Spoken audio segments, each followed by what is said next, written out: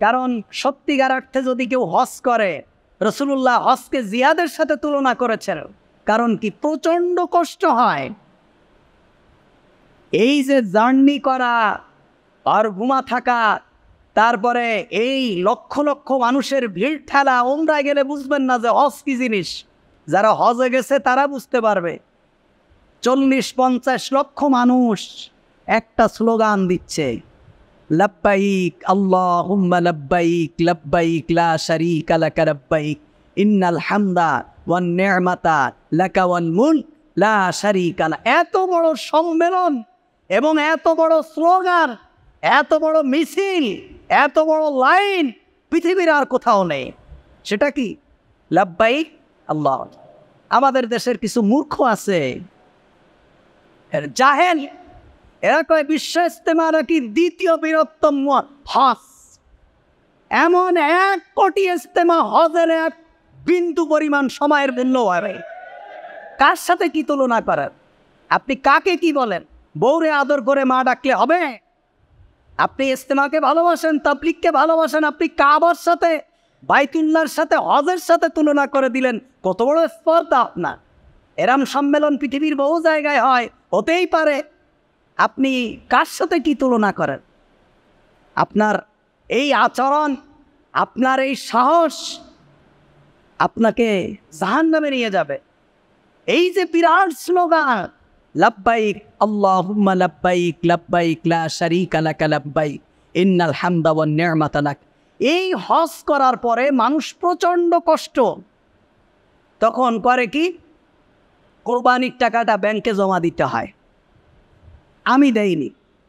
আমি বহু দূর গিয়ে ছাগল কিনে, রোহিঙ্গাদের কাছ থেকে ছাগল কিনে সেই ছাগল জবাই দিয়ে ওখান থেকে ছিলে হোটেলে রেখে তারপরে এসে কাজ করেছে, বাকি কাজ।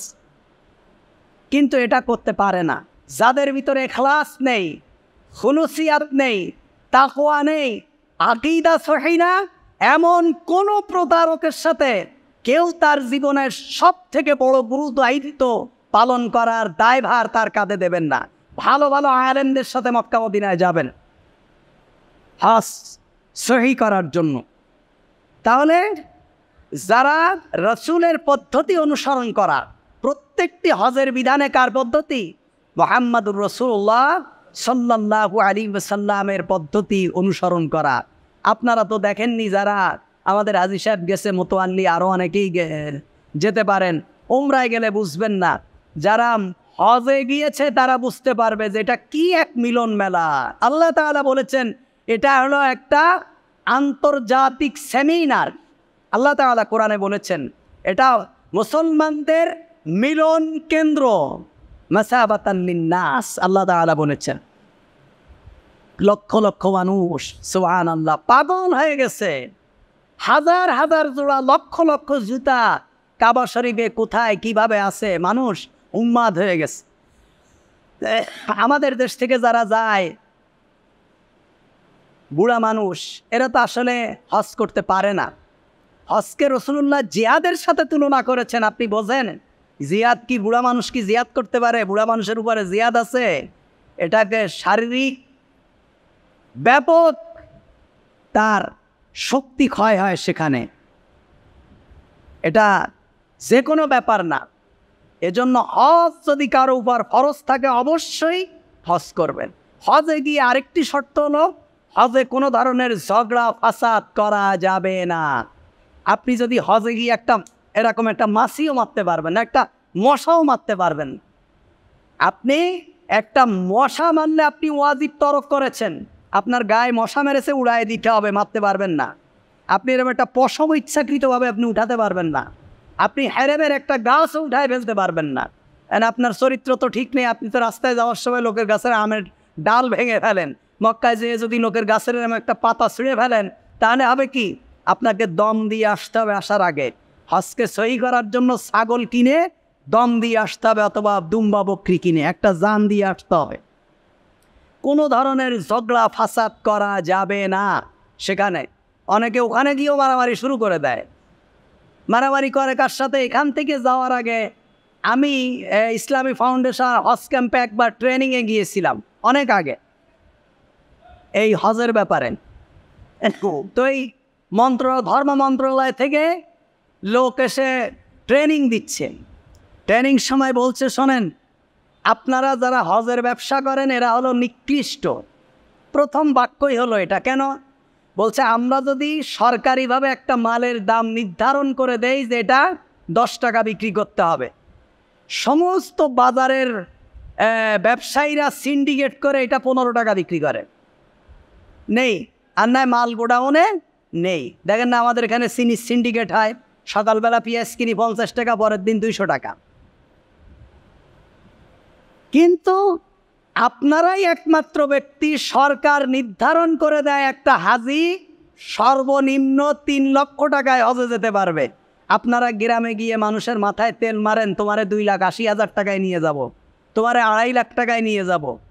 এই উমরার ক্ষেত্রেই বলি, উমরার যদি ডাইরেক্ট বিমানে যান 1 লক্ষ টাকার উপরে সৌদি এয়ারলাইন্সে বিমান ভাড়া, 20,000 টাকা টিকিট। কত হলো? 1,20,000 টাকা। এবার মক্কা থেকে জেদ্দা থেকে মক্কা থেকে মদিনা, তারপরে বিভিন্ন সফরের স্থান, এগুলো ঘোরা গাড়ি ভাড়া কত? আপনি 14 দিন থাকবেন, আপনার হোটেল ভাড়া কত? আপনার খাওয়া ভাড়া কত? তারপরে এইগুলো দিয়ে একজন মানুষ যদি সৌদি এয়ারলাইন্সে হজে যায় কমপক্ষে 1.5 লক্ষ টাকার কমে যেতে পারে না। কিন্তু আপনি এখানে বসে বসে বলেন যে ভাই শুনলাম 1,20,000 টাকা যায়, হুজুর আমারে কি নিয়ে যাওয়া যায় না? হুজুর চিন্তা করবে, আরেকজন তো 20,000 টাকায় নিয়ে যায়, তাহলে আমি নেব না কেন? নিল। এবার নিয়ে কি করবে? ওই কনের ট্রানজিট বিমান আছে, সেটা ওমানে যে দাঁড়ায় থাকবে 13 ঘন্টা। এই 13 ঘন্টা দাঁড়ায় থাকবে, টিকিট কমে নেবে, 60-65,000 টাকা টিকিটে নিয়ে ভিসা দিয়ে হবে। এইবার মক্কায় নিয়ে গরু ছাগলের মতন 30-40 জন এক রুমের ভিতরে শোয়ায় রাখবে। কারণ আপনি তো এক রুমে 4 জন থাকলে আপনার একটা ভাড়া, আর এক রুমে যদি 30-20 জন থাকে আরেক ভাড়া। এবার ওখানে যে হুজুর ওয়াজ করবে, রাসূলুল্লাহ পেটের ভিতরে পাথর বেঁধেছে, আপনারা 13-14 দিনে এসে 13-14 দিনের জন্য এসে কেন এত খাই করেন? একটু না খেয়ে রোজা থাকা যায় না?